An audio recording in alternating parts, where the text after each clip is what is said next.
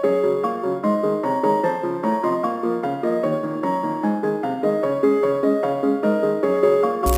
teman-teman semuanya, selamat datang di channel YouTube ini. Nah, pada video kali ini gue mau coba bahas nih soal TKA Sosum khususnya subtes sosiologi, dan kali ini gue mau lanjutin nih bahas bab mobilitas sosial. Dan ini tuh part 2. Oh iya, by the way, di beberapa video sebelumnya gue udah sempat bahas nih soal-soal UTUGM mulai dari subtes bahasa Indonesia dan sosiologi tuh gue juga pernah bahas di sebelumnya itu yang penyimpangan sosial dan mobilitas sosial, yaitu yang part 1. Buat kalian yang belum nonton video mobilitas sosial part 1, bisa banget nih tonton videonya terlebih dahulu. Untuk linknya ada di description box ya guys. Oke, daripada kebanyakan ngemeng, langsung aja kita bahas nomor 11 sampai nomor 20.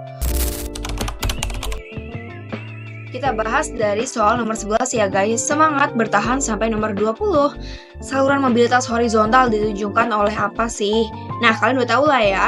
Mobilitas itu apa sih? Pergerakan satu sosial di masyarakat. Kalau horizontal itu ke samping, kalau vertikal dia tuh ke atas maupun ke bawah. Ciri-ciri dari horizontal ini apa sih? Nah, yang pertama dia tuh nggak ada perubahan status sosial, tidak naik maupun turun, hanya perubahan peran, pekerjaan, atau lokasi yang setara. Intinya tuh dia setara. Terus tidak memengaruhi prestis atau kelas sosial. Nah, contohnya apa? Contohnya ini nih, guru pindah mengajar dari sekolah A ke sekolah B. Ya, statusnya kan sama ya, masih sebagai guru kayak gitu. Karyawan pindah divisi di perusahaan yang sama, ini juga sama, dia tuh statusnya sebagai staff. Nah, setelah udah gue jelasin nih, kalian udah bisa mengambil kesimpulan belum? Jawaban yang paling tepat apa? Jadi jawaban yang paling tepat adalah yang D, peningkatan omset seorang pedagang. Karena ya dia masih sama-sama pedagang gitu, nggak ada perubahan signifikan gitu loh. Nih kalau kita cek opsi lainnya, yang A, gaya hidup yang meningkat, ini nggak sesuai. Yang B, kenaikan pangkat anggota Polri, ini mah udah jelas-jelas vertikal. Yang C, promosi karyawan menjadi manajer, ini juga udah jelas-jelas vertikal. Yang E, seseorang jadi direksi perusahaan, ini juga udah vertikal. Aduh, udah kelihatan banget sih. Jawaban yang paling tepat adalah yang D. Next, soal nomor 12. Perhatikan beberapa saluran mobilitas sosial vertikal berikut. Di antara pernyataan di atas, yang tergolong ke dalam mobilitas vertikal adalah, nah, soalnya nanyain tentang apa sih nih, mobilitas vertikal. Yang termasuk ke dalam mobilitas vertikal apa sih, kayak gitu ya. Nah, sebelum kita cek nih satu-satu, apa sih mobilitas vertikal itu? Nah, mobilitas vertikal itu ya mobilitas sosial yang bertujuan menaikkan status sosial individu. Nah, vertikal itu bisa naik maupun bisa turun ya guys. Oke, kita cek lah langsung aja ya. Budi beralih profesi dari penarik ojek online menjadi penarik ojek pangkalan. Lah, ini mah udah jelas-jelas dia tuh horizontal, kan sama-sama ojek pangkalan, gak ada merubah status dia gitu. Yang dua, oleh karena prestasi kerjanya, Theo dipromosikan dari staf menjadi wakil manajer divisi humas di kantornya. Nah, ini mah udah jelas ya guys, ini tepat. Yang dua udah tepat. Kenapa sih dia termasuk vertikal? Karena kan awalnya dia staf, terus dia jadi wakil manajer, otomatis dia naik kan. Nah, yang tiga, Nizam berhasil lulus dari kuliah di program Sejarah Sosiologi UI dan diterima bekerja di perusahaan swasta ternama. Ini juga vertikal karena ya dia gara-gara kuliah dia udah berhasil lolos. Maksudku dia udah berhasil lulus dari UI, dia keterima di perusahaan swasta, berarti kan si vertikal dia tuh naik ya, sama aja. Terus yang 4, Pak Yusuf seorang guru sosiologi dari SMA Jakarta pindah menjadi guru. Lah, ini mah udah jelas. Ini mah vertikal kan statusnya sama-sama jadi guru. Terus yang 5, seorang menteri di salah satu negara menjadi anggota salah satu partai. Ini juga horizontal ya. Jadi opsi yang nomor 5 ini juga masih kurang sesuai. Jadi jawaban yang paling tepat adalah yang ini, 2 sama 3. Ada di opsi yang C gitu. Segampang itu sih guys, nggak usah diambil pusing gitu ya. Pokoknya kalau udah ada kelihatan jawaban yang jelas depan mata, ya itu jawabannya, kayak gitu. Ahmad pada mulanya hanya pesuruh pada sebuah perusahaan. Karena rajin, maka dia diangkat menjadi koordinator dari pesuruh. Ahmad mengalami mobilitas sosial apa sih? Oke, nih kita kasih highlight ya dari soalnya. Kan awalnya tuh dia cuman pesuruh ya, terus dia diangkat jadi koordinator. Berarti otomatis dia mengalami apa? Kenaikan. Kenaikan berarti apa? Vertikal naik. Jawabannya adalah yang C. Segampang itu guys, nggak usah repot-repot lah ya. Kan si Ahmad ini mulai dari pesuruh habis itu jadi koordinator, berarti dia tuh ada kenaikan gitu ya. Jadi yang tepat adalah yang C. 14. Mobilitas sosial pada masyarakat pedesaan relatif kecil karena apa sih? Oke. Nah, tingkat mobilitas sosial pada masyarakat pedesaan relatif kecil daripada masyarakat kota. Hal ini karena masyarakat pedesaan menganggap kompetisi di antara mereka tuh kurang diperlukan karena kondisi alam dan sosial sudah memenuhi kebutuhan dan hanya tersedia jenis pekerjaan yang serupa sehingga tidak terdapat jenjang karir, turut mengakibatkan kompetisi dalam kehidupan masyarakat pedesaan lebih rendah. Kayak gitu. Jadi intinya si masyarakat pedesaan tuh udah merasa kondisi alam dan sosialnya tuh udah cukup gitu loh untuk memenuhi kebutuhannya kayak gitu. Jadi jawaban yang paling tepat yang mana? Yang D. Semangat kompetitif masyarakat pedesaan sangat rendah. Kita cek opsi yang lainnya. Yang A. Pelaksanaan pembangunan dikonsentrasikan di daerah perkotaan. Ini tuh kurang sesuai gitu loh, karena ini dia lebih membahas kesenjangan ekonomi. Yang B, masyarakat pedesaan kurang menyadari pentingnya pendidikan. Ini tuh nggak mutlak bener ya, karena si masyarakat desa juga ada loh yang aware tentang pendidikan, tapi mungkin mereka tuh kesulitan untuk akses pendidikan. Yang C, kesempatan masyarakat desa memperoleh pendidikan relatif kecil. Ini juga nggak selalu tepat gitu loh. Nah, yang E juga kurang sesuai, yang tepat adalah yang D. Semoga kalian paham ya. Soal nomor 15. Mobilitas sosial pada kelompok atas lebih dinamis dibandingkan pada kelompok bawah. Karena apa sih? Oke, mobilitas sosial pada kelompok atas lebih dinamis karena nih aku highlight ya. Yang pertama, dia tuh punya akses ke sumber daya. Of course ya, dia tuh punya pendidikan, jaringan sosial, modal yang lebih besar daripada kalangan bawah gitu ya. Yang kedua tuh kesempatan lebih terbuka. Ya, mereka tuh punya akses ke pekerjaan bergengsi, peluang bisnis atau pendidikan yang lebih tinggi. Dan yang ketiga, mereka tuh punya fasilitas pendukung. Mereka misalnya tuh punya informasi lebih, terus punya teknologi dan pelatihan yang lebih memadai. Nah, dari yang udah gue jelasin ini, kira-kira opsi mana sih yang paling tepat? Ya, benar sekali, opsi yang paling tepat adalah yang E, memiliki kesempatan dan fasilitas yang cukup. Kita cek opsi yang lainnya. Kenapa sih bisa salah? Yang A, mendapatkan prioritas dan penghargaan. Ya, ini tuh meskipun kelompok atas sering mendapatkan privilege, ini tuh bukan penyebab utama dari mobilitas. Yang B, mementingkan kelompok dan pronadi. Ini tuh apalagi ini nggak relevan gitu loh sama mobilitas sosial. Yang C, bersifat kekeluargaan dan informal. Itu justru lebih menghambat mobilitas alias nepotisme. Yang D, berpendidikan dan modern. Ini juga nggak sesuai. Ya, yang paling tepat adalah yang E ya. Lanjut ya guys, soal nomor 16. Kemajemukan pada masyarakat Indonesia dapat menyebabkan timbulnya berbagai permasalahan dan kerawanan sosial dalam masyarakat. Berikut ini adalah upaya yang dapat dilakukan untuk mengatasi permasalahan tersebut, kecuali. Nah, ini ada kata-kata kunci yang harus kita highlight. Yang pertama, ini tuh, yang ditanya tuh upaya yang dapat dilakukan untuk mengatasi ini, permasalahan dan kerawanan. Kecuali, yang ditanya adalah kecuali, ingat, berarti kita cari yang salah. Oke, kita cek opsinya satu persatu.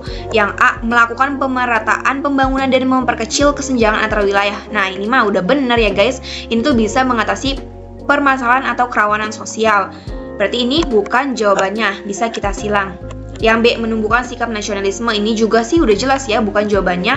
Yang C, mengembangkan sikap toleransi. Nah, ini juga udah benar, berarti ini bukan jawabannya. Yang D, membuka forum komunikasi lintas suku, ras, dan agama. Nah, ini juga bisa membantu mengatasi adanya kerawanan sosial. Berarti ini bukan jawabannya. Ya, sisa jawaban yang E, berarti jawabannya adalah yang E ya guys. Mempertahankan dan menjalankan tradisi atau adat istiadat secara kaku. Ini perlu di-highlight nih, secara kaku. Sikap menjalankan adat dan istiadat secara kaku ini tuh bisa menjadikan kehidupan masyarakat rawan terhadap konflik dan permasalahan. Hal ini karena sikap kaku menjadi masyarakat tidak memiliki tenggang rasa atau toleransi terhadap perbedaan latar belakang sosial dan budaya yang beragam dalam kehidupan sehari-hari. Kayak gitu. Ya, kalian udah paham ya, jawaban E paling tepat. Lanjut bahas soal nomor 17. Isolasi geografis yang terdapat di sebuah wilayah negara menyebabkan beraneka-ragamannya suku bangsa. Hal ini disebabkan oleh kondisi. Oke. Nah, jadi isolasi geografis ini menyebabkan keberagaman suku bangsa karena apa? Nih, yang pertama adanya keterbatasan sarana transportasi dan komunikasi. Itu bisa menghambat interaksi antar kelompok kayak gitu. Terus, masyarakat tuh terpisah secara fisik mengembangkan budaya, bahasa, dan tradisi yang unik. unik. Kemudian minimnya mobilitas penduduk mempertahankan perbedaan antar daerah kayak gitu guys. Jadi setelah penjelasan ini jawaban yang paling tepat yang mana? Yang D, sarana komunikasi dan transportasi yang terbatas. Seperti itu guys. Kita cek opsi lainnya ya. Kenapa sih opsi lainnya ini bisa salah? Yang A, pembangunan nasional yang belum merata. Dia itu lebih berkaitan dengan ketimpangan ekonomi, bukan isolasi geografis. Jadi nggak sesuai ya. Yang C, kuatnya tradisi masyarakat. Ini tuh akibat dari isolasinya, bukan penyebab dari keberagaman suku kayak gitu. Yang D, wilayah negara yang luas. Ini tuh apa ya? Itu bisa berkontribusi, tetapi tanpa keterbatasan transportasi, luas wilayah itu tidak selalu menyebabkan isolasi kayak gitu. Yang E, tingkat keberagaman sosial yang tinggi. Ini juga nggak sesuai. Dia tuh lebih ke hasil dari isolasinya, bukan penyebab. Nih aku kasih tulisan. Ini tuh lebih ke hasilnya. Terus ini juga yang C tadi akibat dari isolasi. Jadi kayak gitu ya. Yang tepat yang B. Lanjut ya, soal nomor 18. Meskipun sudah lama hidup di kota, Yanti tetap lebih mengutamakan daerah asalnya. Contoh tersebut merupakan gejala apa sih? Oke. Nah, kasus Yanti yang tetap mempertahankan atau mengutamakan daerah asalnya meskipun sudah lama tinggal di kota merupakan contoh dari primordialisme. Jadi, jawaban yang tepat yang mana guys? Yang D, primordialisme seperti itu. Nah, di mana sih Yanti itu tuh nih, dia tuh adanya kecenderungan memprioritaskan ikatan primordial seperti kesukuan, agama, atau asal daerahnya. Kemudian si Yanti ini tuh punya loyalitas yang kuat pada identitas lama meskipun berada di lingkungan baru ya. Terus dia juga sifatnya alamiah, bukan merendahkan kelompok lain kayak si etnosentrisme. Berarti jawaban yang D ini udah sesuai ya. Nah yang A nggak sesuai dong, kan karena etnosentrisme kan dia kayak merendahkan kelompok lain gitu ya, atau dia tuh merasa superior. Jadi yang A nggak sesuai, regionalisme nggak sesuai, sukuisme nggak sesuai, xenofobia nggak sesuai. Ya yang paling tepat adalah yang D. Soal nomor 19. Wah, nggak terasa ya guys, kita sisa 2 nomor lagi, yaitu nomor 19 sama nomor 20. Semangat ya guys, dikit lagi udah mau selesai nih. Oke, menurut Pitirim A. Sorokin, ada saluran-saluran dalam masyarakat yang memiliki gerak sosial vertikal dalam upaya perpindahan satu sosial seseorang. Saluran tersebut adalah kecuali, yang ditanya itu kecuali, berarti kita cari yang bukan dari si Pitirim Sorokin ini, oke? Nah, jadi menurut Pitirim Sorokin, mobilitas sosial dapat dilakukan melalui beberapa saluran yang disebut sirkulasi sosial. Meliputi apa aja? Yang pertama itu ada angkatan bersenjata, lembaga keagamaan, lembaga pendidikan, organisasi politik, organisasi ekonomi, organisasi profesi atau keahlian. Nah, kalau lembaga pendidikan, dengan lembaga pendidikan, misalnya lembaga pendidikan formal itu bisa memungkinkan peningkatan status sosial melalui gelar atau keterampilan. Berarti opsi yang B ini termasuk ke Pitirim Sorokin ya, bisa kita coret, berarti dia bukan opsinya. Yang A, perkawinan. Perkawinan ini tuh dia pernikahan dengan kelompok satu sosial yang lebih tinggi, dapat meningkatkan posisi sosial. Berarti opsi yang A ini juga bukan jawabannya. Yang C, organisasi politik. Nah, ini tuh karir politik dapat mengubah status misalnya dari aktivis menjadi pejabat. Berarti dia tuh bukan jawabannya. Yang D, status sosial. Nah, ini dia guys, status sosial. Berarti jawabannya adalah yang D, status sosial. Status sosial adalah posisi atau tujuan, bukan saluran untuk mencapainya. Pahamin ya, si status sosial ini kan dia tuh lebih ke tujuan yang ingin dicapai, bukan saluran untuk mencapainya. Oke, berarti yang D udah tepat ya jawabannya. Yang E, organisasi keahlian. Nah ini tuh dengan profesionalisme di bidang tertentu, misalnya kayak kedokteran, atau kamu jadi lawyer nih, menjadi saluran mobilitas sosial. Berarti yang tepat adalah yang D ya, kalian udah yakin ya? Wah, nggak terasa ya guys, kita udah sampai di nomor terakhir. Good job ya. Pokoknya aku selalu bilang good job buat kalian yang udah bertahan sampai nomor terakhir. Berarti kalian keren dan kalian layak masuk PTN impian. Oke, langsung aja kita bahas. Sebuah desa transmigrasi yang dihuni oleh masyarakat asli dan juga migrain maksudnya ya. emigran gitulah pokoknya lah, memiliki dua pengelompokan berdasarkan kesejahteraannya. Masyarakat transmigran dia tuh memperoleh lahan-lahan subur dan bisa menghasilkan uang cukup memadai sehingga bisa menyekolahkan anak-anaknya ke luar desa. Sementara itu penduduk aslinya tuh cuman menggarap lahan seadanya dengan penghasilan yang pas-pasan, sehingga mereka tuh kesulitan untuk menyekolahkan anaknya. Maka faktor penghambat masyarakat lokal ini untuk melakukan mobilitas sosial adalah kondisi politik kah, kemiskinan, perbedaan ras, agama, atau jenis kelamin. Jadi, jawaban yang paling tepat yang mana? Yang ini guys, kemiskinan. Kemiskinan adalah aspek yang bisa menghambat mobilitas sosial karena apa? Karena kemiskinan menjadikan masyarakat tidak bisa mendapatkan fasilitas yang dibutuhkan. Nggak bisa dapetin fasilitas. Aduh, jelek banget, cowok.